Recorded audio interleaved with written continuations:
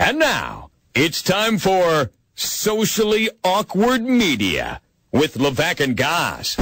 Awkward on 104.5 The Team. All right, you tweet it to us, you Facebook it to us, you get it to us some way on socially acceptable media, but it's awkward in some way, shape, or form, and we just share it with the world. That's right, Facebook.com/1045 The Team, at 1045 The Team on Twitter, and you can tweet directly to Levack and myself at the Jeff Levack and at Tom Gozz, TOMGOZZ. John's the first one to write in. He wrote this to you, Levack. Please tell me I'm not alone with my man crush on Aaron Judge. And that was like last week. I said, no, bro, it's a long line. It's fun because you think about all the legends in the history of, being a Yankees fan. And I can go back to Jeter and everybody and go, okay, I saw that start. I'm hoping, and I know it's still hope. It's not there yet. I'm not saying that Aaron Judge is the next Yankee legend. But he's doing what it takes right now to, well, at least like the door is creeping open, and where if he keeps this up at any degree, you're going to be like, okay, welcome. I'm an Orioles fan. He's my second favorite player in baseball. And take media stuff aside from it because I like Souza for the Rays because, back when he played in the minors, whatever. I covered him there. Good dude. Judge is the dude. Yeah. He's the best of coming to the plate. What's he going to do? Diving into the stands. A mammoth at the plate. I love Aaron Judge. He's the man. He's my favorite guy doing it right now. Pete wrote this in. What the heck was up with Chapman last night? Almost gave me a nervous breakdown watching the ninth. Something's wrong. I don't know if he just had a bad night. Maybe he hadn't thrown in a while. But his fastest pitch was like 99, 101, somewhere in that range, which I know is like everybody else like, wow. But no control over it. Was relying way too heavily on the splitter. It was tough to watch, man. Like, I saw the Red Sox fans with their rally caps on in the stands, and I'm like, I'm going to go put a rally cap on. I'm going to go. What? It's 2017. Watching Chapman throw last night made me think it's 2010. Because that was all it was when he was in the minors. What is he doing? Why is he throwing like that? He can't find the plate. Doesn't have control over Somebody his had to pitches. give Rick Wild Thing Vaughn his glasses. That's right? what happened, man. James wrote this in. This is something I brought up earlier in the week. Pitchers who left the Yankees and got better. Jeff Weaver to Anaheim, A.J. Burnett to the Pirates. Yeah. I would say Weaver definitely. I think Burnett's a push because Burnett won a World Series with the Yankees, and you've always had this point, and I agree with it. When you go to the National League, your ERA should improve. Maybe not wins and losses because things can happen, but the ERA should get better, and it did. I'd give it a push on Burnett because he had more success with the Yankees than the Pirates. Pirates are still rebuilding at that point. I know Jared Weaver was in Anaheim. Where did Jeff go, though? Jeff got better in, Detroit or whatever? Yeah, he bounced around a few spots. He just was much better. I can't read your lips, Woods. You just either... Here, what? But this doesn't work. This is broken. Jeff Weaver bounced around at different spots. He had the Dodgers. He played well at. He had a bunch of different spots after he left the Yankees. But he did pitch better afterwards. Yeah, he did. In the break, go teach Woods how to use the producer. Yeah, Dodgers, Cardinals, Mariners, all those spots. The Dodgers, he was good for the Dodgers for a while. Jared Weaver went to Anaheim as well. They're brothers. They do their thing. But Jared was the ace. Yeah, he was. Absolutely. But still, Jeff Weaver was never good. And he was really good in Detroit before he got it. He had that looping curve where it just it was like as soon as you saw it was like beer league softball, like high art softball. It would come in and you see some of the guys just smile like, oh, thank you. Mike wrote in, do you think Myles Garrett is purposely hurting his draft stock so he doesn't end up in Cleveland? I don't hate the idea. I really don't. And if he's brilliant enough to figure it out, but remember, there isn't a really good team until you get down a ways. So better franchises, though, better. The Bears have been a good franchise. They've been to Super Bowls and competed. You got to hurt it so bad you get past the Niners. I'm okay if he goes to the Niners. I think he should be fine if you're at San Francisco. They've hit a bad spot now. Something's wrong in San Francisco where perfectly good players retire at 24. They didn't want to play for Jim Tom Sula. Is what the reason? No. Oh my!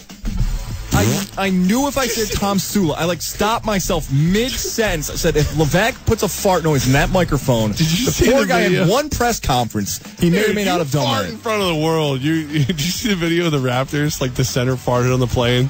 You got to fart powerful to stick a whole play. I'm moving on to Daniel on social media here. Daniel wrote this in. I'm way too impatient to wait until Thursday. Yeah. Any chance the Chargers take a quarterback at 7? Rivers is old and hates Los Angeles. Kuiper's got him taking Deshaun Watson at 7.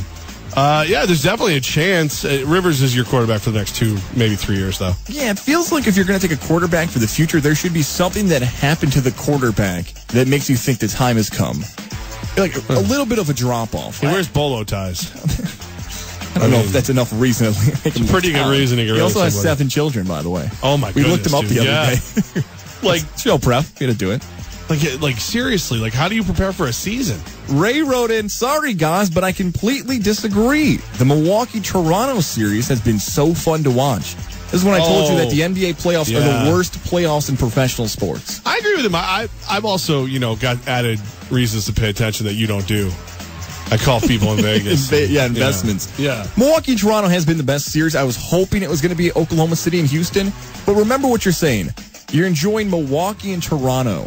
Those aren't markets that are changing the culture of the NBA across the United States. Well, so if you're an NBA fan, you love it. Right. Is what it comes down to. Mr. Proctor wrote in, you nailed it. Dude. He just wanted a quote that would eventually be used to make Westbrook look bad and the team weak. That's when Westbrook went back and forth with that reporter earlier in the week. Westbrook and his son are now out after getting bumped 4-1 by Houston. I just like when Mr. Proctor agrees with us. I don't care what it is. Ben wrote in, I'm a Mets fan, and to be honest, I could care less about the Yankees and Red Sox when they play. I think you only care if you're a fan.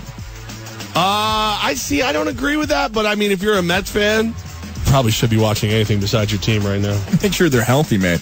Ben, if you have like a background in medical stuff, maybe you're a physical therapist, an occupational therapist, go help the Mets out. They'll take anybody right now. Peter wrote in, I wish the numbers were a bit different. I do like the colors. I'm a creamsicle guy if I had a choice. Talking about my Tampa Bay Buccaneer jersey. Do you like this? Do you like it? Do you like the old school one? Do you like the creamsicle? Where would you rank the Tampa Bay Buccaneer jerseys all time?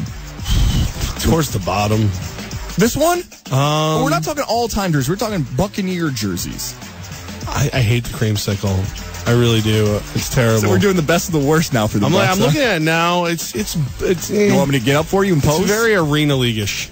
Oh, it's a little harsh. I thought I was going to hate it. I love it. Well, of course you love it. Love it. It's your girlfriend, Allie Marpet.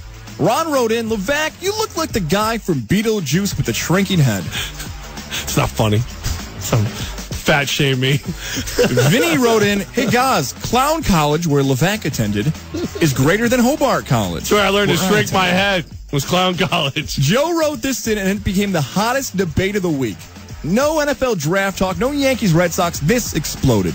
Are fish pets? They're not Let us know. pets. Are fish pets? 476-1045. Are fish pets? They're annoying pictures that you have to clean and feed. 476-1045. Social media voted. 57% of people said yes. And Joe may have had the best response. Any animal that loves on your property that has no emotional feeling. I think he wrote loves. That lives on your property. I'll go with lives. It might make more sense. That lives on your property that has no emotional feelings or attachments is not a pet.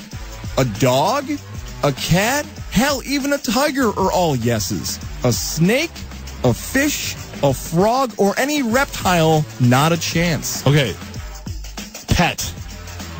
If you can't pet it, it's not a pet. Okay? That's the rule.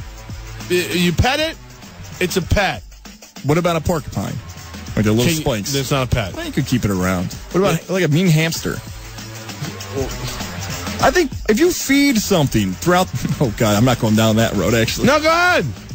Go ahead. Hey, get Jordan on the phone. No. I was going to say, if you feed something and you have to have some type of responsibility over that person or, pet, oh, crap, that's not the way I want to go. Because it's like babies you have to feed, but the babies aren't I was going to say, pets. so your mother can call you a pet. Right, that's not how that works. No, it's just, dude, they're all, fish are a hobby. They're not a pet. Like, nobody ever rushes home to check on their fish. Nobody ever goes, sorry, I can't go on that trip. I've got a fish.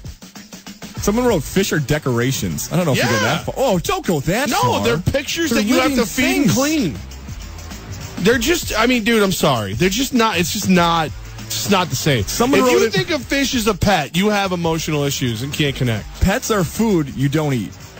Not pets, 2 conditions Pets are food you don't eat. Only time it's a pet is if Nemo, because that movie's cool. And are the Jets going to get Adams next Ed Reed? All right, we don't want draft talk. We're working on the fish stuff right now. Okay, keep the draft talk to yourself on Twitter. My buddy George over at All Star Wine and Spirits, he sent me one. He goes, let me see if I can pull it up real quick. Here's to no first round picks. He's a Vikings fan. Let's go Sam Bradford. Woohoo. You just hear the sarcasm. You don't think it's crazy, though, that the Vikings think quarterback in second round, third round, right? With Teddy Bridgewater likely not to be back in 2018. He's never. All right, so he's gone. Bradford, you don't think he's going to be still around or healthy by 2018. The Vikings could want to think about a quarterback. Maybe a Deshaun Kaiser if he falls, a Brad Kaya, somebody in that stretch that maybe they want. By the way, that's Socially Awkward Media, man. Remember, you could always be a part of our show all week long, all day long, just by following our social media accounts. Head on to Facebook.com/1045theteam. Add 1045theteam on Twitter, and at the Jeff Levack, and at Tom Goz, TOMGOZZ. Very cool thing I just found out. Boston Dan let me know. Our buddies over at DC's Pizza and Catering, because they are the sponsor of the DC Pizza's Draft War Room, they have decided to hook everybody up. Of course, they want you to listen to us, but then you can order on ordersnap.com. Use the coupon code DRAFTDAY, and you'll save 25% on orders over $10. Look at that. Make sure to say it again one more time. So you go to ordersnap.com to place your order for DC's Pizza and Catering. Use the coupon code DRAFTDAY. Both D's are capital. I don't know if they have to be in the thing. And you'll save 25% on orders of $10 or more. And also swing down Western Avenues where they're located. So check that out. Yeah. DC's Pizza. Order in advance online. Absolutely. Save 25%. We can all do cyber eat pizza together. It'll be great. I love it. Fantastic. Do you want to go back to school with me for a second here in the next segment? Remember the old SAT questions? Remember the old multiple choice? Fill in the blank? I got some fill in the blank NFL questions I want you to answer for me. All right, we'll do that next.